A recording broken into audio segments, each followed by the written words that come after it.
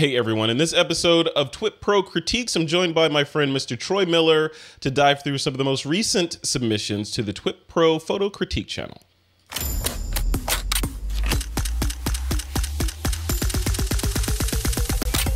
This is TWiP. All right, it's that time again. It is time to dive into some of the latest submissions to our Photo Critique channel. And to help me do that is my friend, Mr. Troy Miller. Troy's here to help me dive through and give some, hopefully, substantive feedback to the to this week's submissions. Hey, Troy, how you doing, man? I'm doing great, Frederick. Thanks for having me. Yeah, thanks for coming on, man. I need your help. I need your help to go through the submissions. I think we've got a good, 6 to go through this week. So we do. Yeah. This is going to be good. So I think without further delay, let's just dive in. You ready to go? Perfect. Let's do it. I got them up.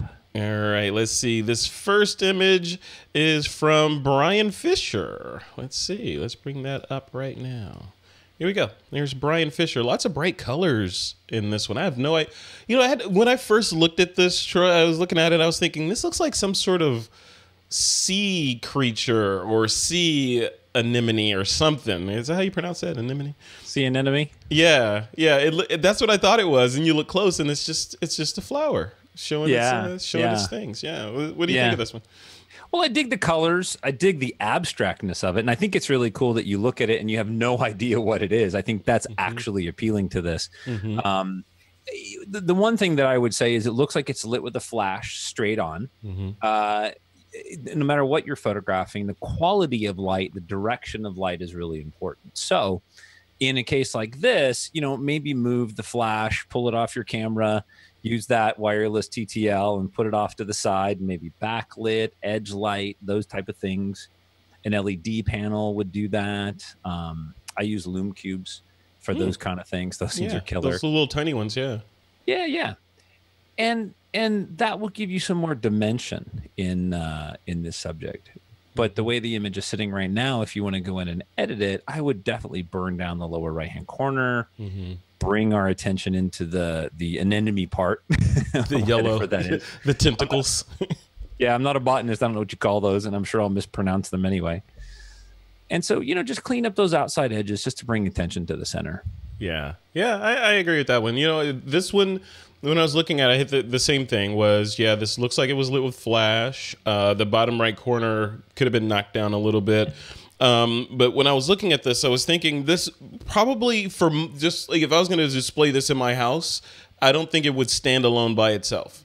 Like I think it would if this was in a group of similar photos, that Brian took of different angles of this plant or different close-ups or maybe a close-up on just the yellow tentacles, or then maybe another one of the texture of the purple and the white or something, and they're all maybe in a triptych or something like that, that might have worked. But looking at this just by itself with no story or nothing, what it makes me do is makes me think of what it is.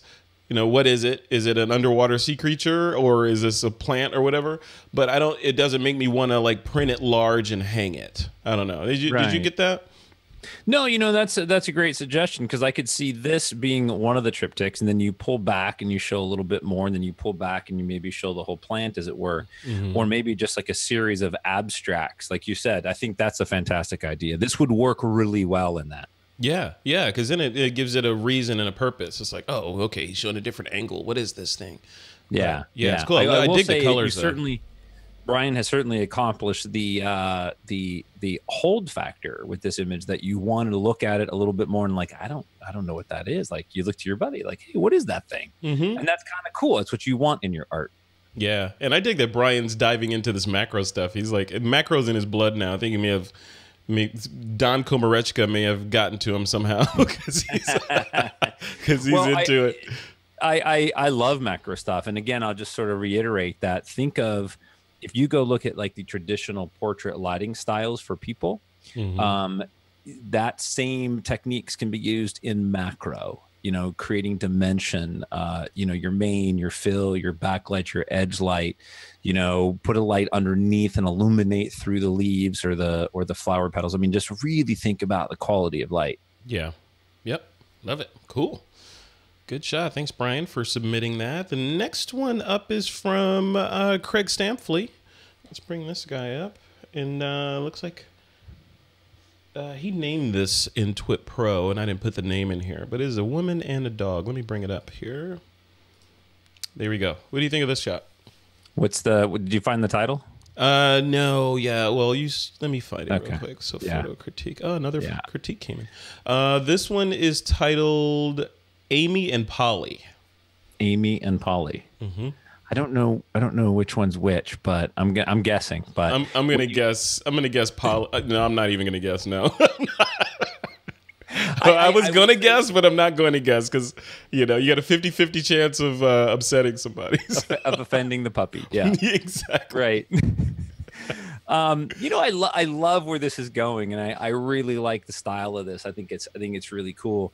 A couple things is I think it would be better black and white because I just love the graphic element of this.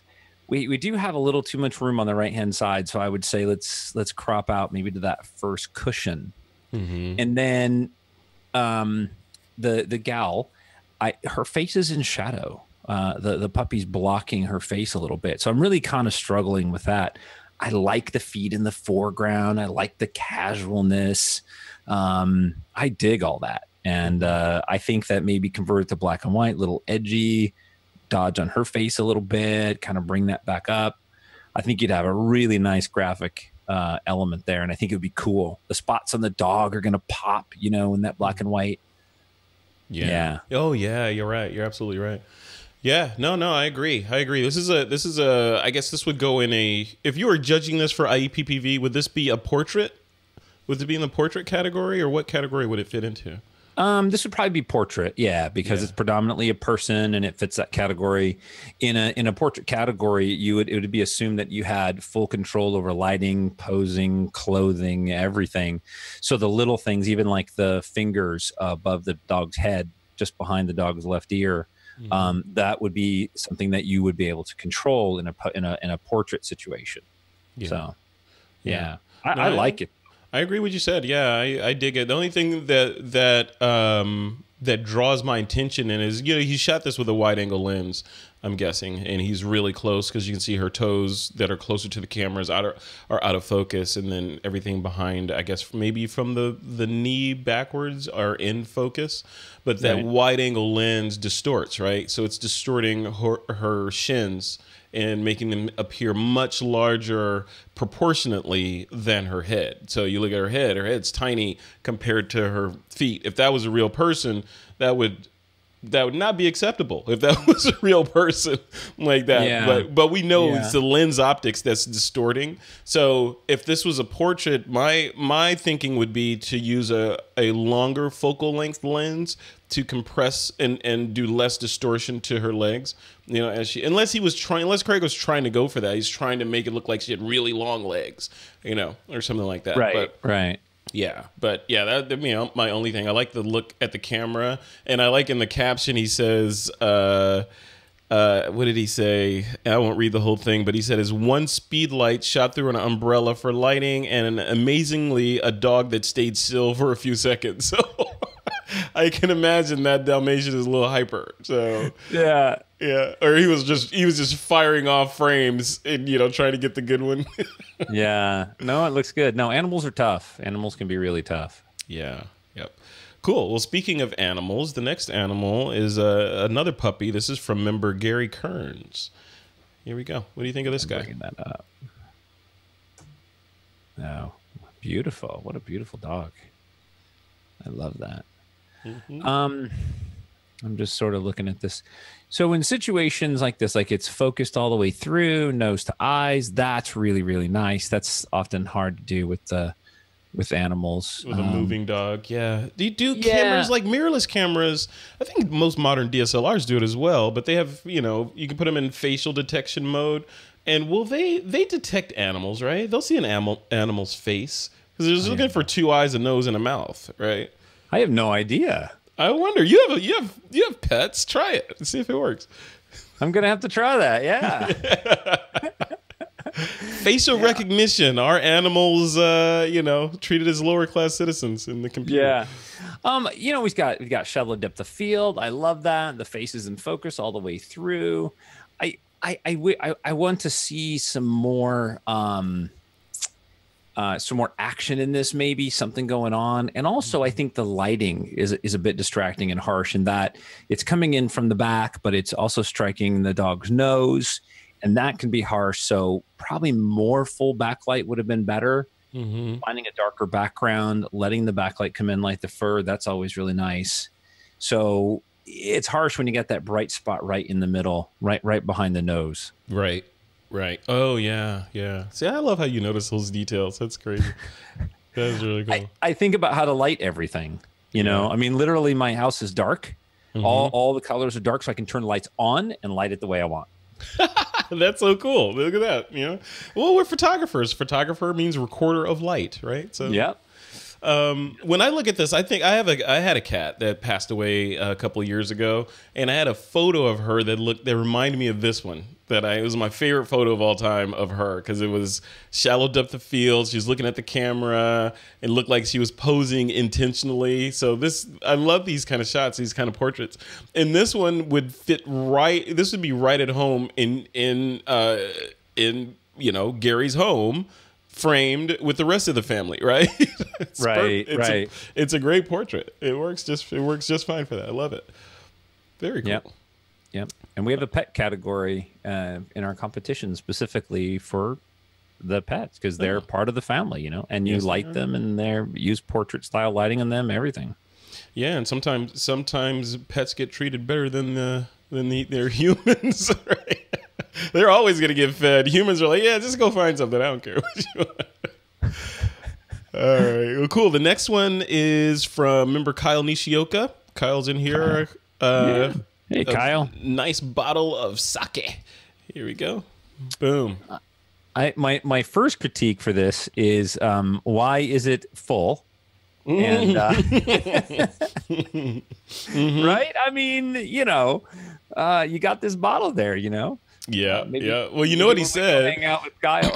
In TWiP PRO, he says, I got this bottle of sake several years ago, and the only thing I've done with it was make this pic of the bottle. Like, what's the matter with you, man? Come on. You could have drank that and put water back in there for the shot. Come on. This is true. Maybe he's saving it when we go visit. There you go. It's a really nice shot. I mean, I really love the colors and things in there. You'll hear me say probably quite a few times in here is, again, it's about the quality of lighting, and it's putting a light off to the side, creating shape and form. This looks like it has something off to the side, but also a direct fill flash. You got that little hot spot right in the center at the right where it bends. And then you've got that little vertical highlight. Those things are distracting. And then we have that label on the lower left side. I think that those are the kind of things that you really want to pay attention to and move that around. You could have you could have taken that off relatively easily, right? The label, like in post, or you could take it off before you take the shot, or just rotate the bottle. Hopefully, maybe just rotate the bottle. Yeah. It's a very cool bottle.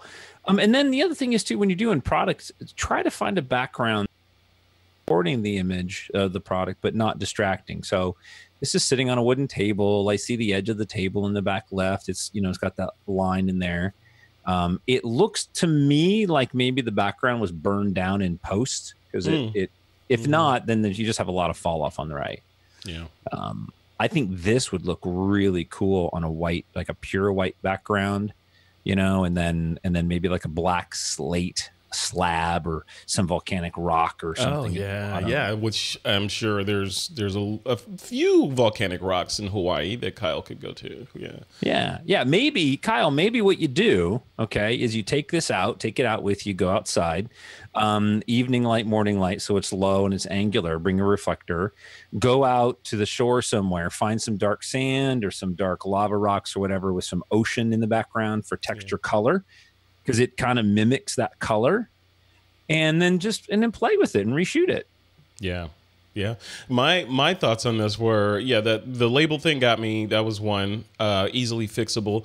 But I was thinking, Craig Stamfley and Craig Colvin are underwater photographers, or they shoot models underwater from time to time.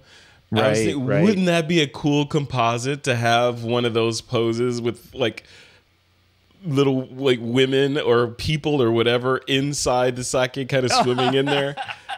Because it already looks like ocean water because it's blue or whatever. Just like you crop in a little bit so people can still tell that this is a bottle of some sort of substance. But then you look closer, you're like, hey, there's somebody in there swimming. That would be cool. I want to see that. I don't know. That's just me. That's the way my brain works. I don't know. I like it. No, I dig it. I dig it. I dig it. Well, cool, Kyle. Thanks for submitting that. The next one is from member Mark Harris, and I'll bring that guy up here. Here we go. Here you go. He says, after months of weather too cold to photograph models outdoors, we finally got a break. I took Henna in to a park near the studio I use, something we both needed. There you go. Very cool. Very cool. See, I'd love to know what this is for. Was it just is it portfolio shots for her? Is it just just go outside and play, or just playing with a friend, like, hey, let's go out and have a coffee, and hey, you look great in this light. Like, you mind if I take a picture? Click. That kind of thing. Yeah. I really like the idea. I love seeing the tattoo there. That's really cool. I like that. That's really neat. What I would say with this, and this is just sort of the first thing that comes to mind because it draws my attention, is the pose. The eyes buried to the left, that's okay. But in this case, I think it's causing a little bit of tension, and I can only see one ear on the right side. Mm-hmm. So if she would have turned her shoulders to the right slightly, give me a little bit more frame fill, turn her head back to me slightly, and then her eyes maybe down to the left, or I'm sorry, down to the right, something like that, I think would fit this angle of lighting a little bit better. Yeah. This would be a good image to flip upside down, because I think what you'll see is her back right shoulder is probably one of the brightest spots in the image. Huh. Okay. Yeah. I'm going to try that upside down trick. Hey, that's really killer. I like that. Yeah. Do you do that a lot when you're working? I used to, but I really don't as much anymore. If I have an image that I'm building and I'm really struggling with, it doesn't feel right, I might flip it, and that sometimes does it. I think I just do it subconsciously when I'm looking through the frame or I'm looking at an image. I'm like, well, that's the hot spot. Another thing that you can do is when you're looking through the camera is intentionally blur your eyes when you're looking through the viewfinder, because then the hot spots and the odd compositions will show up. So weird lines and stuff. Yeah. Right. Very cool. All right. I think this might be good in black and white, to be honest, or some type of multi-tone, duotone or something. That's what I was thinking. Like a black and white, like kind of high contrasty, with because she's already have the black top on and fair hair, and that tattoo. They might make it pop out. Yeah. Like do a split toning with some cool tones in the highlights. That could look really cool. Much more mysterious. Yep. All right. So this is, again, Mark Harris. Very cool, Mark. Thank you for submitting that. All right. So the next one is from Tim Engel. Uh-oh. You ready for this? Tim Engel. All right. Here we go. Here we go. We're looking at Tim Engel's image right now. Look at that. Look at that. What did he do here? Oh, you know what? He said in TWiP PRO, he says he added some blue plastic in front of the lens to get this effect. Yeah. Yeah. That's a cool effect. I really like that. I really do. It reminds me of the 60s or 70s or something, right? Yeah. And it's funny because we've seen lots of Tim's work, and I have to be, I want to be respectful of Tim's style, because I look at his work and he likes this open blacks and a little bit flatter tone. That's like his style. And I'm kind of the opposite of that. I always want to go super crunchy. So, without speaking to that, I think he's chosen a good color palette and a good tone for this. I struggle a little bit with the pose. I think that the elbow leaving the frame and the big light trap under her left arm, left shoulder in the lower right corner is very distracting. You could almost crop some of that out. I think this would be a cool shot if she would have turned her shoulder turned away from that wall, put her right shoulder, the back of her shoulder, into that bush or whatever. And she just looked off very disinterested, and then maybe, turned her head back or something, and, really simplify the flow. Yeah, add a little more kinetic action to it, you mean?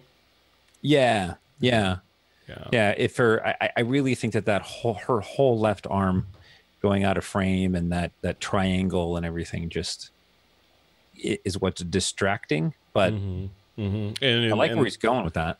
Right. Does the fact that her elbow was cut off in the frame, does that bother you at all? Yeah. I do. And we're responsible as photographers for every shot we take because we intentionally push that button. And so for me, I wouldn't shoot it that way. And so trying to keep everything that I want within the frame to tell the story the best I possibly can. Yeah. And cutting off that elbow right there kind of breaks that flow for me. Yeah. Well, cool. Well, or you can use it on purpose to make somebody feel uncomfortable, or that works too. Right. Yeah. But the point is, you have control over every pixel, and in the end, like I know Tim will probably defend cutting off or he'll defend the pose. So I'm anxious to hear what he says. Tim, sound off in TWiP PRO and let us know what you think about the cutting off of the elbow and the pose and all that stuff. That's what TWiP PRO is all about. That's right. Dialogue. The dialogue. All right. Absolutely. So I threw one more in there. One more submission came in while we were talking, Troy, and I sent it to you in TWiP PRO. So it's from member Gordon Burnett. And, the waterfall. Or is that what that is? Yeah, the waterfall. So let me bring that up real quick here. He got it in right under the wire while we were recording. How's that? Good job. Good job, Gordon. There we go. Bring it right up here.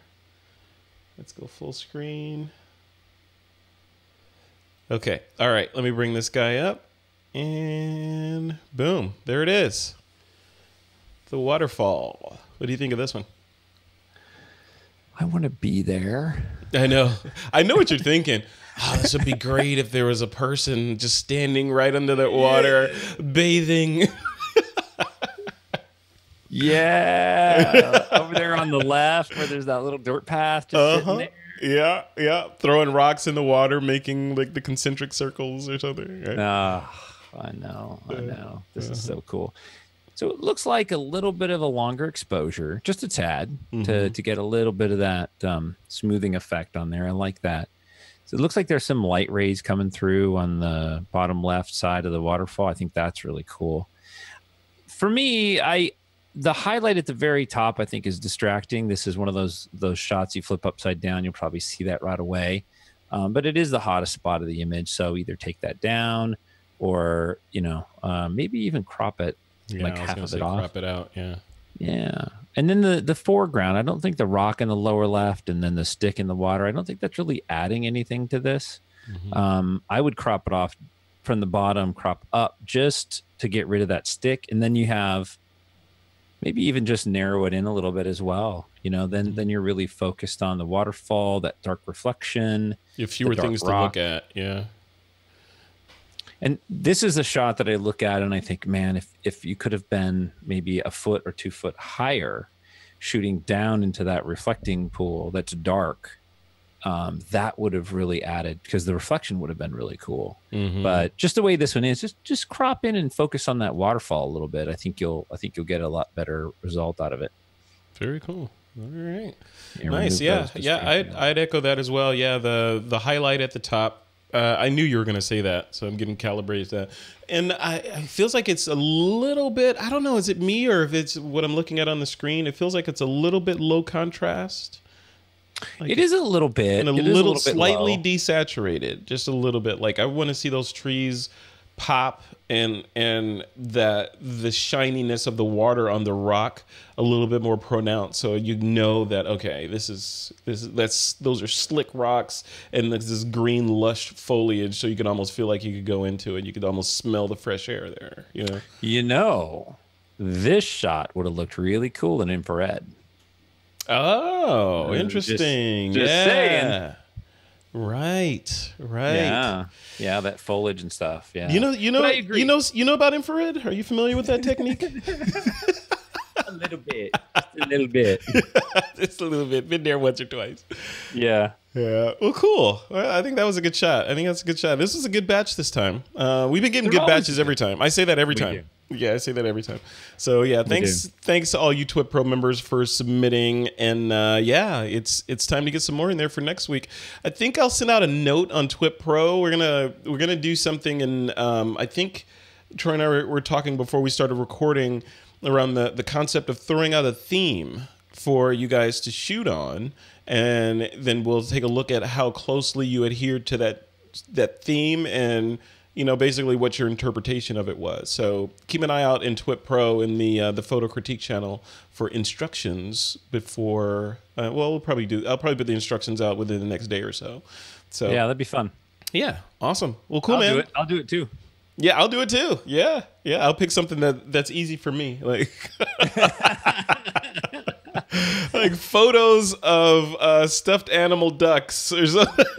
Yeah. Audio equipment, something that conveys audio. It's got to be something that has to do with T-shirts and microphones. I don't know. It's like, all right, man. That's it.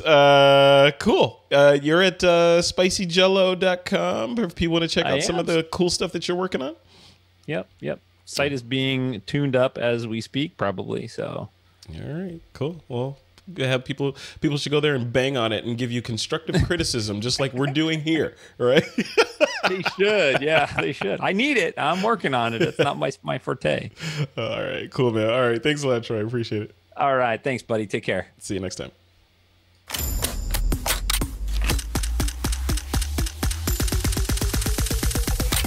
This is TWiP.